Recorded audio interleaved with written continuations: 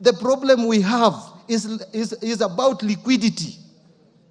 Loans were taken at a particular point of time.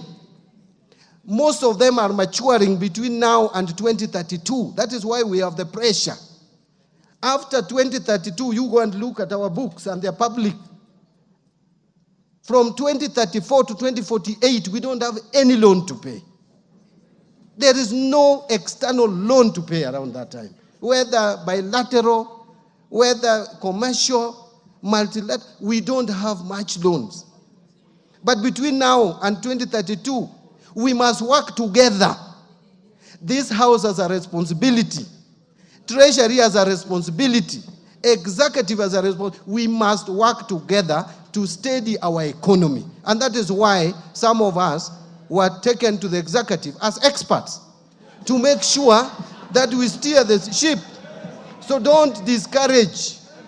This process will continue. I am committed to it. There is no time we will default in our loan repayment. This country is strong economically. It is the strongest economy in the region. So let nobody scare people that Kenya is going to default. We may be struggling. But let me ask you, have we failed to pay salaries? No. Have we failed to pay capitation to schools? We paid in full. Are we not meeting our expenditures for security and other matters? Yes. Are we going to release the entire CDF for development of our infrastructure in schools and security and pay bursary? Yes. Are we going to pay money to our counties? Yes.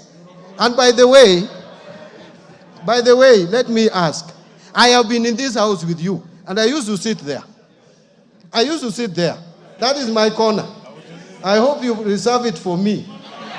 I will come back there maybe one time.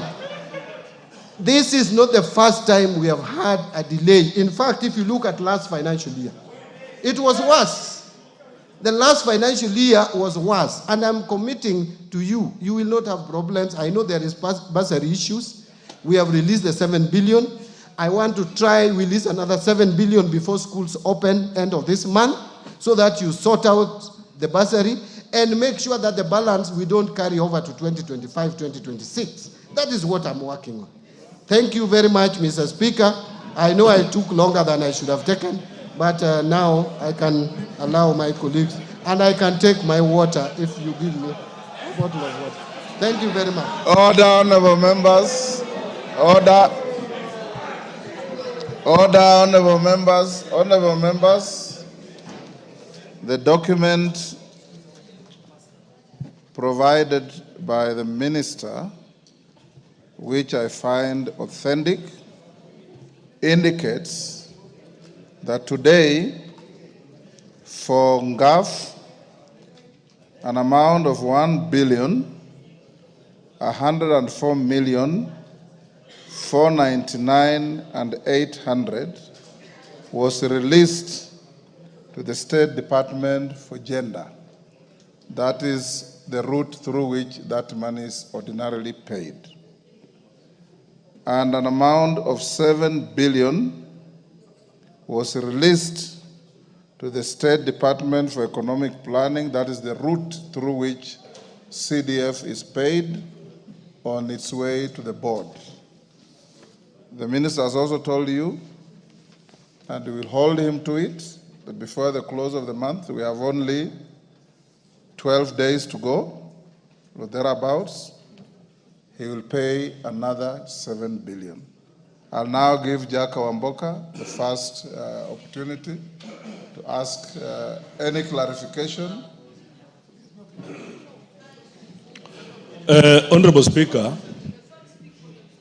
I want you to protect me from the Deputy Speaker.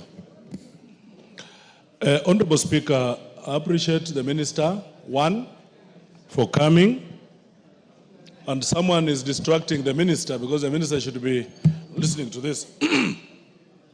And first, two things.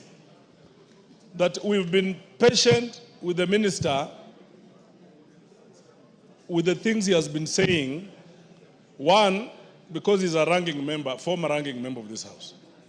We would not have been tolerant, perhaps, if you didn't have those decorations with you. Two, I also must declare that